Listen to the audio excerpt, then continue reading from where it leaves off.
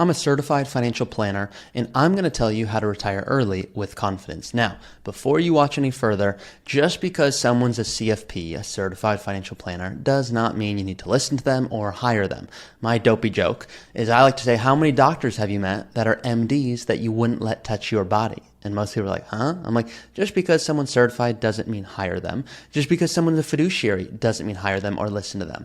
My parents were burned by a fiduciary because if Fidelity is recommending Fidelity, well, there's a conflict of interest there. It doesn't mean Fidelity is bad. I like Fidelity. I like Vanguard. I like a lot of companies. But I want to make sure that if you're listening to an advisor or you're determining, hey, is this maybe someone I would either hire or someone that I'm considering listening from, is that they specifically are a fiduciary, they are a certified financial planner, and that more than anything, they resonate with you and work with people like you. Considering an early retirement before age 65, I don't love the word retirement. I just want you to know the earliest time that you can stop working. And if you do like work, you go, great, I'm going to continue, but it's because I want to, not because I have to. So here are the pro tips that we're going to go through. If you don't already know, my name is Taublieb. I am a certified financial planner. I am the host of the Early Retirement Podcast, and I'm the vice president at Root. So it's fun and sexy to talk about asset allocation and tax planning and withdrawal and healthcare. I mean, sexy in our world. But the point here is I am going to talk about that stuff, but I'm going to start with the biggest thing, which might not seem sexy, which is spending. And I'm going to give you 2 examples because you guys left these comments and I want you to know I look at all of the comments. So please, guys, that makes my life fun. Drop comments if these videos are helpful, if you're looking for a certain topic, what you enjoy about them. I love your feedback. So check this out. So this comment 2 hours ago comes from C. Francis 1968. He says, great video, Ari. Just retired last Saturday on my 56th birthday. I got enough craft beer and wine for my retirement party to last me for the rest of the year. Good for you. Maybe I should join you. My portfolio is about the same as the couple in your example, but my need expenses are less than $1,000 a month. Budgeted for $5,000 a month as my guardrail of $60,000 a year keeps me under the 12 and 22 tax brackets. And my ACA, high deductible health plan plus HSA plan being fully subsidized. Time to put the plan into action. So here's someone retiring early, explaining he's retiring, you can see here at 56, before 65, and he doesn't want to spend $200,000 a month. I have some clients, they don't want to spend that, but they want to spend $20,000, $30,000 a month. There's no right or wrong. So here's someone who wants to spend, and that's why I'm showing this to you guys. You can see he's budgeting $5,000 a month, and he thinks he's going to live his dream retirement that way. Great. Now here's another example. Now this next comment here, this is in relation to this video. The thumbnail shows $5 million age 59 and how much is enough? Like when do I have enough money to retire early? So a lot of people are like 5 million. Like look at some of the comments here. This is from the real OMT. Maybe I picked the wrong career. Now tell me this, do you really need retirement help with that much money? Like $5 million?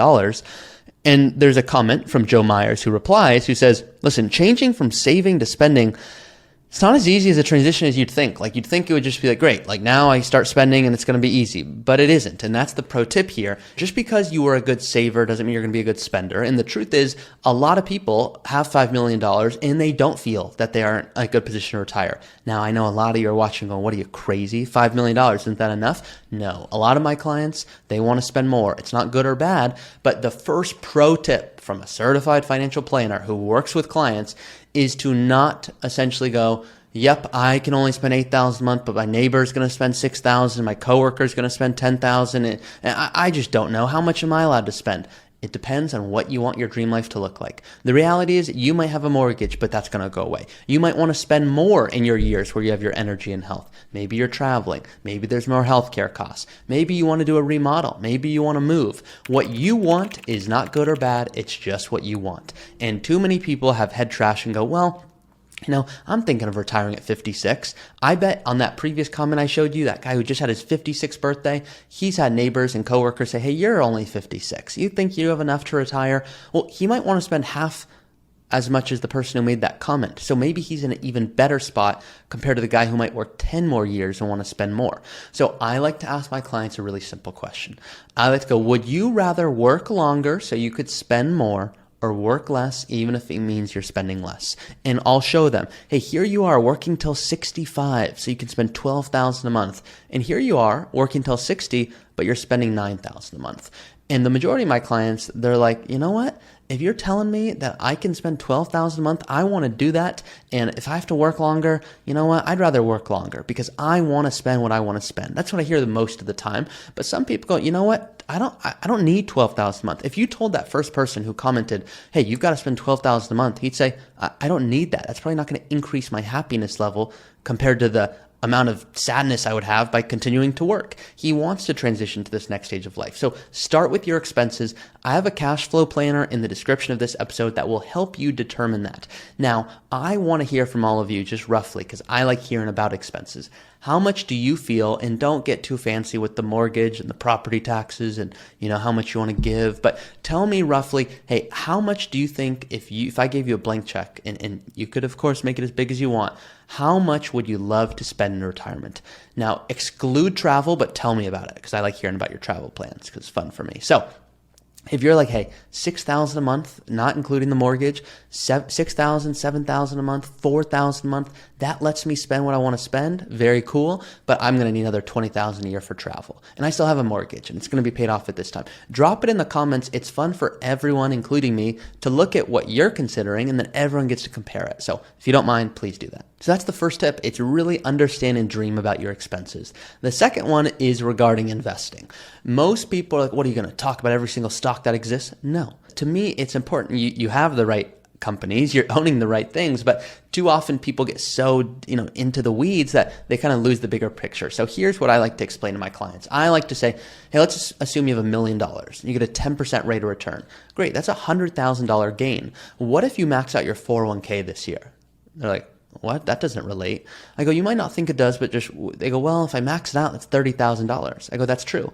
You cannot outsave a good investment strategy. I mean, if you put the maximum $30,000 to your 401k because you're over 50, but over here, you're actually making $100,000. The point of the example is it's a whole lot more important to invest the right way versus early on in your career, it's the exact opposite. Early on in your career, if you're going to just keep adding new money, that's going to beat any return. Assume you have $10,000 in your 401k. If you get a 10% rate of return, that's $1,000. Is that $1,000 going to really put as much of a dent in really compared to you adding $20,000? No. So the point here is investing the right way and understanding. I tell everyone, risk tolerance, I don't love. What's your scale between 1 and a 10? Or I'm a 2 today and an 8 tomorrow. That's not going to help you retire. A lot of you have seen this, but I'm going to show it to you anyway. This is my anti-cookie cutter jar.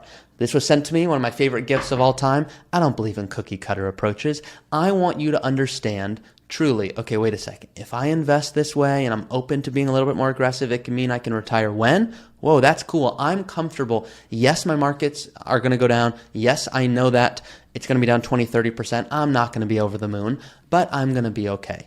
Now, some people might go, I'm okay being down 20, 30% in retirement. I'm not going to be happy about it. But if you're telling me that means I can retire earlier and I have enough safe assets to help kind of ride those waves, I'm going to be cool. Other people are like, if I'm ever down 10%, I'm never retiring.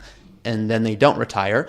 Or they end up going, no, yeah, I'm going to retire one day, but now all of a sudden they're retiring too late and they don't have their energy and their health. So I'm conservative. Just so you guys are hearing this. Don't think I'm Mr. Risk Guy. Okay, I'm not. I'm conservative and I want to make sure you never run out of money. And so I always like to have a buffer. I always like to make sure at a minimum we have 5 years of living expenses. Why 5? Well, the average market downturn until it recovers is 2 to 2.5. But what if a 2008 occurs? I don't want a 2008 to wipe out your retirement.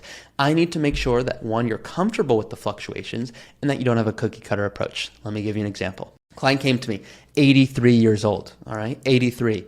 They said, Ari, how much should I have in equities? I said 100%. Like, what are you, crazy? I'm 83. I go, it's a horrible recommendation. They go, then why'd you say it? It's horrible for your neighbor that doesn't have 2 pensions, rental income, Social Security. For you, you could theoretically see that your $3 million portfolio goes down to 0. You won't be happy with me, but you would be okay. Meaning you would be able to meet your goals and your living expenses because you have pensions and Social Security. You have other income. Your neighbor, who's 20 years younger than you, I wouldn't let have more than 70% equities because they would run the risk of running out, because the last thing you want to do is have markets go down and you have no other way to pull income, and now you're pulling away from losers. You're really realizing that loss. So the point here is make sure you have a dynamic strategy. Don't be cookie cutter with this and invest well. The third one that everyone, in my opinion, just overlooks, they know they need to do better, but they don't know how, is tax planning. There are so many amazing opportunities. If you're going to retire early, you can do one of the following. You can say, oh my gosh, this is awesome. I paid so much in taxes my whole life. Now I don't really have to pay a lot. I'm not paying more taxes than I need to. I'm going to go out there and I'm going to say, this is cool. You could do that. Or you could say, wait a second. If you're telling me I could retire early and pay a little bit in taxes, I'm open to that if it means I'm not going to get killed later by those required minimum distributions.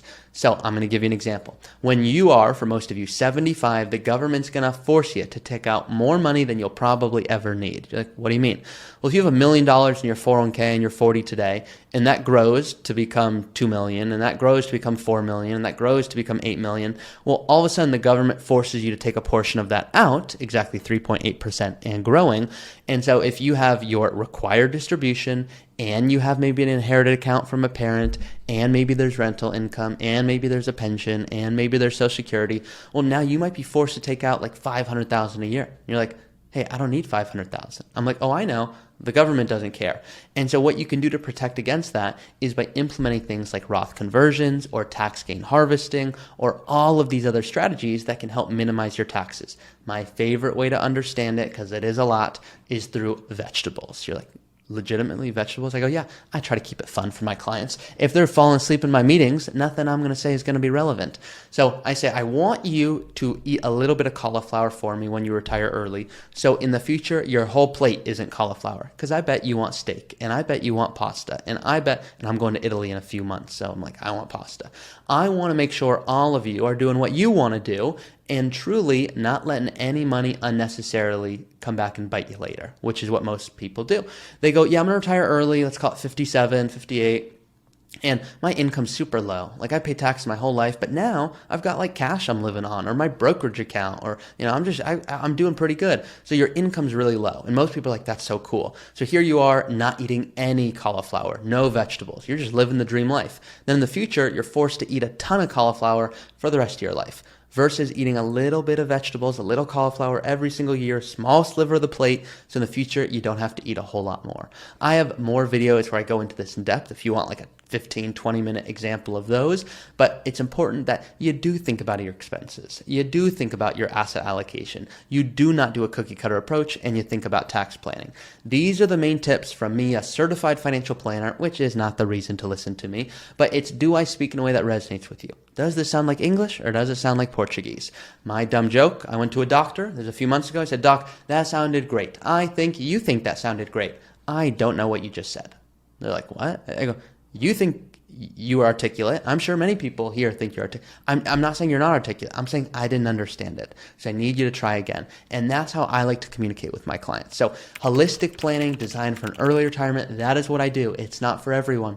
I joke my job is to half scare people away, because what I do is for those that want that next level optimization. It's not your let's talk once a year and have a good day. So if you're looking for it to really optimize what you've worked so hard for, that's what we love to do. And you can see in the description that you can apply to work with us, and we'd love to have that conversation. Guys, that's it for the video today. See you next time.